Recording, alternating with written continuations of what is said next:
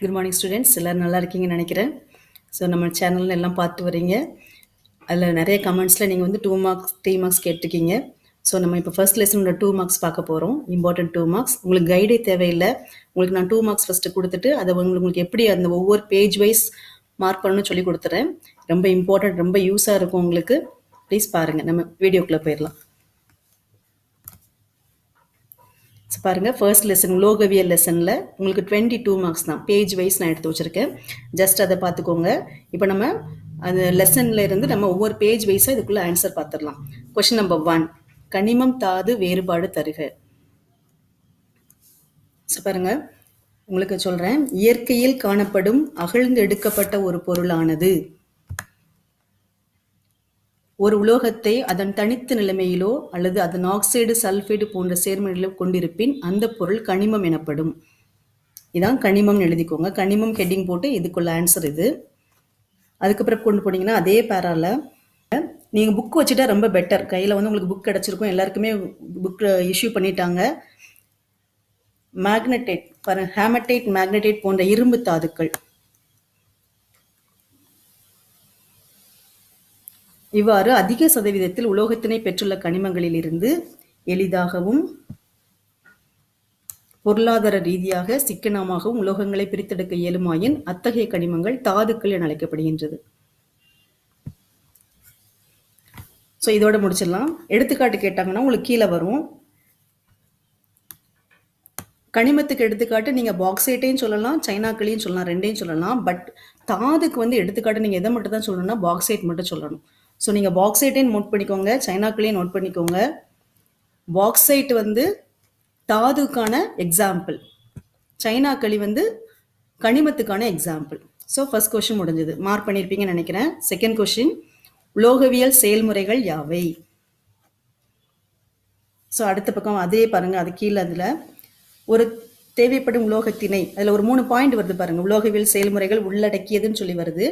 So தாதுக்களை அடர்ப்பித்தல், பண்படா உலகத்தை பிரித்தெடுத்தல், பண்படா உலகத்தை தூய்மையாக்கல், இதுதான் உலோகவியல் செயல்முறைகள். தேர்ட் கொஸ்டின் பாருங்க, தாதுக்களை அடர்ப்பித்தல் என்றால் என்ன? தாதுக்களை அடர்ப்பித்தல் ஹெட்டிங் போட்டுக்காங்களா? இதுல தாதுக்களுடன், பொதுவாக வேண்டாம், தாதுக்களுடன் உலோகத்தன்மையற்ற மாசுக்கள், பாறை பொருட்கள் மற்றும் மண் மாசுக்கள் போன்றவை இரண்டர கலந்து காணப்படும். இத்தகைய மாசுக்கள் அனைத்தும் சேர்ந்து கனிம கழிவு என அழைக்கப்படுகிறது. இதுக்குள்ளே ஒரு கொஸ்டின் வந்துருச்சு. நான் இதுக்குள்ள ஆன்சர் பின்னாடி வச்சிருக்கேன் இந்த கொஸ்டினுக்கு. ஸோ இப்போதைக்கு கனிம கழிவு என அழைக்கப்படுகிறது. உலோகவியல் செயல்முறையில் முதல் படிநிலையானது இத்தகைய மாசுக்களை நீக்குவதாகும். இச்செயல்முறையானது தாதுக்களை அடர்ப்பித்தல் என அழைக்கப்படுகிறது. அது வரப்போகுது. நெக்ஸ்ட் கொஸ்டின் பார்க்கலாம். புவியீர்ப்பு முறையில் அடர்ப்பித்தல் குறிப்பு வரைக. ஸோ இதுவும் அதுக்கு அடுத்த அதிலே தான் இருக்குது பாருங்க. இந்த ஹெட்டிங் ஃபுல்லாக, இந்த ஃபுல்லாகவே நீங்கள் மார்க் பண்ணிக்கலாம். புவியீர்ப்பு முறை அல்லது ஓடு நீரில் கழுவுதல் இப்படியும் கேட்பாங்க இந்த கொஸ்டினை. அல்லது எப்படி கேட்கலாம், அந்த ஹெட்டிங்லேயே பார்த்துக்கோங்க. எப்படி கேட்டாலும் இதை ஃபுல்லாக எழுதிடலாம். நெக்ஸ்ட் கொஸ்டின் போகலாம். வேதி கழுவுதல் என்றால் என்ன? 6வது கொஸ்டின் பாருங்க. வேதி கழுவுதல் ஹெட்டிங் போட்டிருக்காங்க. தகுந்த கரைப்பானில் ஒரு தாதுவின் கரையும் தன்மை மற்றும் நீர் கரைசலின் அதன் வேதி வினைபுரியும் தன்மை ஆகியவற்றின் அடிப்படையில் இம்முறை அமைந்துள்ளது. இம்முறையில் நன்கு தூள் செய்யப்பட்ட தாதுவானது தகுந்த கரைப்பானில் கரைக்கப்படுகிறது. தாதுவில் காணப்படும் உலோகமானது அதன் கரையும் உப்பாக அல்லது அணைவுச் சிரமமாக மாற்றப்படுகிறது. இதுவே வேதி கழிவு முறை எனப்படும். அப்படி எழுதினாலே போதும்.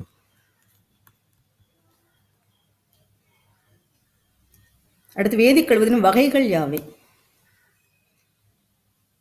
இதில் என்னன்னு சொன்னால் ஹெட்டிங்கை மட்டும் படிக்கணும். சயனைடு வேதி கழுவுதல், அது வகைகள் கேட்டிருக்காங்க. அதில் வந்து சயனைடு வேதி கழுவுதல், அமோனியா வேதி கழுவுதல் செகண்ட் மெத்தட். அடுத்து பார்த்தீங்கன்னு சொன்னால் கார வேதி கழுவுதல், அமில வேதி கழுவுதல், 4 டைப். அப்போ வேதி கழுவுதல் என்றால் என்ன கேட்டால் ஃபர்ஸ்ட் உங்களுக்கு ஆன்சர் கொடுத்துட்டேன்.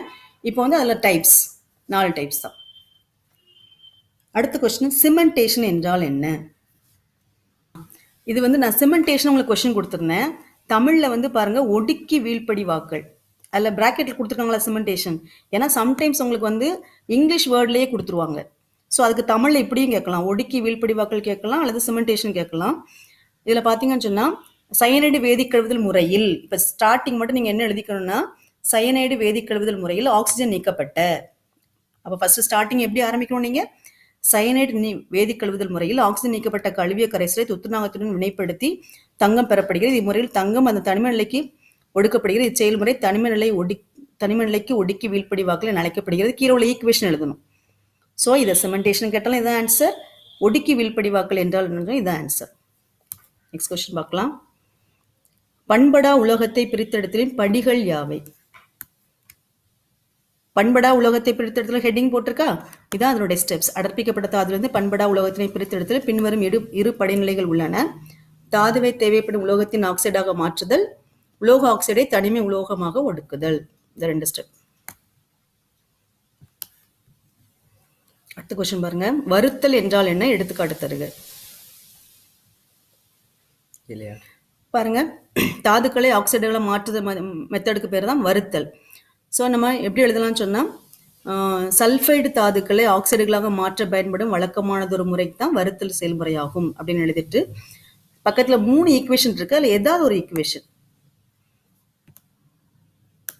அவ்வளோதான்.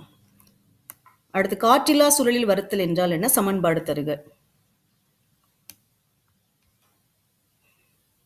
பாருங்க, இம்முறையில் வேண்டாம். காற்றில்லா சூழலில் அடர்ப்பிக்கப்பட்ட தாதுவானது வன்மையாக வெப்பப்படுத்தப்படுகிறது. நிகழ்வின் போது நீரேற்றம் பெற்ற ஹைட்ராக்சலில் காணப்படும் படிக நீரானது ஆவியாக வெளியேறுகிறது. கரிமச் சேர்மங்கள் ஏதேனும் இருப்பின், இதுல கூட வேண்டாம் உங்களுக்கு. காற்றில்லா சூழலில் அடர்ப்பிக்கப்பட்ட தாதுவானது வன்மையாக வெப்பப்படுத்தப்படுகிறது. இந்நிகழ்வின் போது நீரேற்றம் பெற்ற ஹைட்ராக்சலில் காணப்படும் படிக நீரானது ஆவியாக வெளியேறுகிறது. அதுவரை எழுதிட்டு கீழே பாருங்க, எடுத்துக்காட்டாக கார்பனேட் தாதுக்களை அப்படின்னு இருக்கா, கார்பனேட் தாதுக்களை காற்றில்லா சூழலில் வறுக்கும் பொழுது கார்பன் டை ஆக்சைடு வெளியேறுகிறது அப்படி எழுதிட்டு ஒரு ஈக்குவேஷன், உங்களுக்கு 4 ஈக்குவேஷன் கொடுத்துருக்காங்க, ஒரு ஈக்குவேஷன் எக்ஸாம்பிள் போதும். அடுத்து பார்த்தீங்கன்னா வருத்தல் என்றால் என்ன, இல்லை நம்ம அதை பார்த்துட்டோம். இரும்பு பிரித்தெடுத்தலில் சுண்ணாம்பு கல்லின் பயன் என்ன? எடுத்துக்காட்டாக லாஸ்ட் லைன் பாருங்க, இரும்பு ஆக்சைடானது கார்பன் மோனாக்சைடால் பின்வருமாறு ஒடுக்கப்படுகிறது. அதாவது Fe2O3 + 3CO gives அந்த ஈக்குவேஷன் கொடுத்துருக்காங்க. இந்த பிரித்தெடுத்தல், அதாவது இரும்பு பிரித்தெடுத்தலில் அப்படின்னு எழுதலாம். இரும்பு பிரித்தெடுத்தலில் ஒரு காரத்தன்மையுடைய இலக்கியான சுண்ணாம்புக்கள் பயன்படுத்தப்படுகிறது.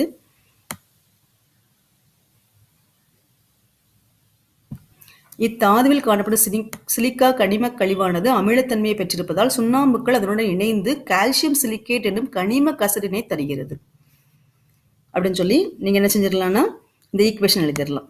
ஸோ அந்த சுண்ணாம்புக்கள் பயன்படுத்தினா நம்ம அந்த இதோட வினைப்பட்டு கால்சியம் ஆக்சைடு அந்த கனிம கழிவோடு வினைப்பட்டு கனிம கசடா நம்மளுக்கு மாறிடும்.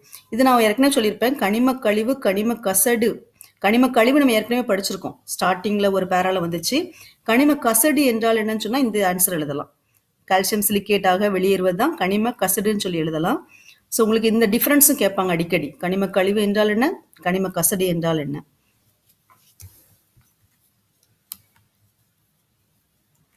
சுய ஒடுக்கம் என்றால் என்ன?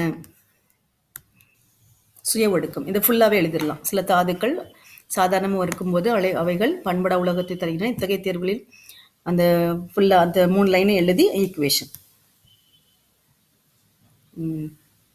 கனிம கழிவு கசடு வேறுபாடு தருக. நான் உங்களுக்கு கேட்டிருக்கேன், கனிம கழிவுக்கு நீங்க ஃபர்ஸ்ட் பேஜ் போயிடணும்.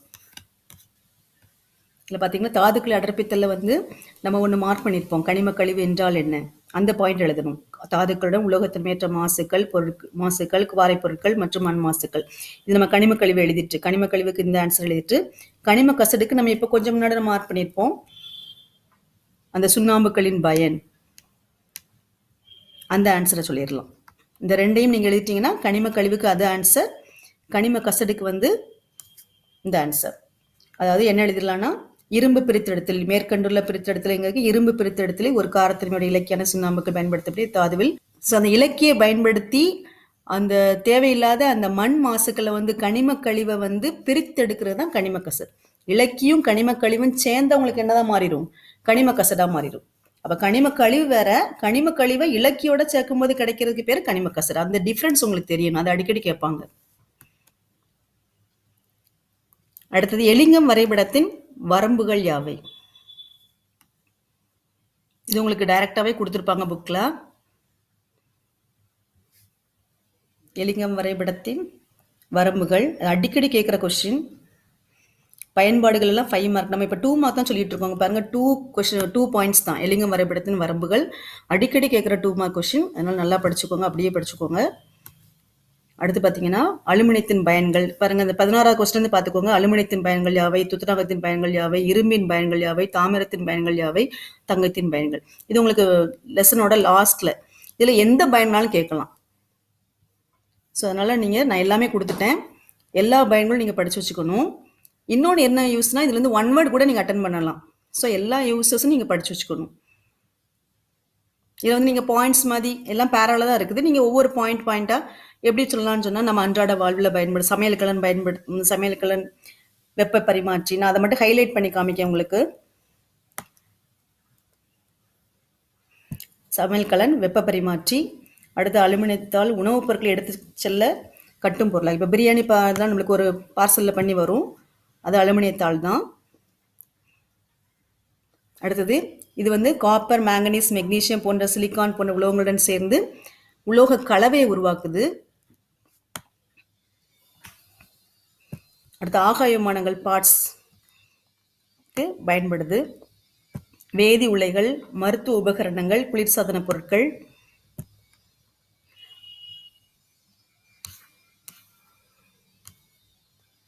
ஸோ அந்த பாயிண்ட்ஸை மட்டும் நீங்கள் எழுதலாம். நிறைய அந்த பேரா ஃபுல்லாக எழுத வேண்டாம், அந்த பாயிண்ட்ஸை மட்டுமே நீங்கள் மென்ஷன் பண்ணலாம். அப்படி எல்லாத்தையும் நீங்கள் மார்க் பண்ணிங்கன்னா அலுமினியத்தின் பயன்கள். அது கீழே பார்த்தீங்கன்னா துத்தநாகத்தின் பயன்கள். துத்தநாகத்தின் பயன்களுமே உங்களுக்கு வந்து இதில் துத்தநாக பூச்சில் பயன்படுகிறது, பெயிண்ட், ரப்பர், அழகு சாதன பொருட்கள் செய்ய பயன்படுகிறது. அதை மட்டுமே நீங்கள் நோட் பண்ணால் போதும்.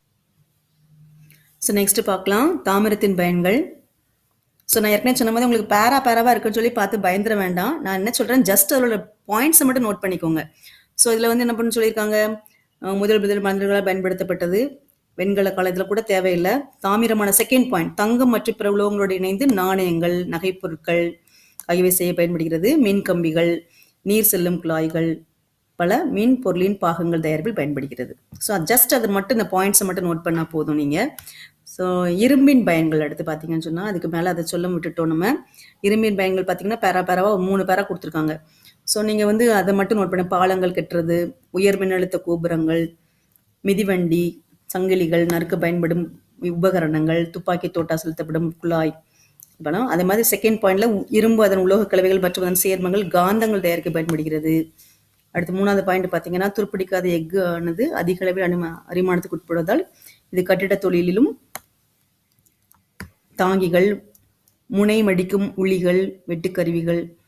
ஸோ அதெல்லாம் நீங்கள் நோட் பண்ணிக்கோங்க. ஸோ ஜஸ்ட் உங்களுக்கு எத்தனை ஒரு 6 பாயிண்ட் 7 பயன்கள் ஞாபகம் இருந்தாலே போதும். நீங்கள் வந்து அப்படி ஒரு டாட் வச்சு நீங்கள் எழுதா போதும். ஃபுல்லாக அதை வந்து நீங்கள் சென்டென்ஸ் எழுதுன அவசியம் இல்லை. ஸோ இது எல்லாமே 2 மார்க்ஸ். சம்டைம்ஸ் இதை கூட உங்களுக்கு 3 மார்க்கில் கேட்கலாம். நான் சில கொஸ்டின் உங்களுக்கு நீங்கள் ஃபீல் பண்ணுவீங்க, ரொம்ப மார்க் பண்ணி கொடுத்த மாதிரி இருக்கும். ஏன்னா இது வந்து 3 மார்க்லையும் கேட்க சான்ஸ் இருக்குது. இதே கொஸ்டின்ஸ் நம்ம இவ்வளோ கொஸ்டின்ஸ், நான் 20 கொஸ்டின்ஸ் கொடுத்துருக்கேன். இதை சம்டைம்ஸ் 3 மார்க்லையும் கேட்கலாம். ஸோ நல்லா படிங்க.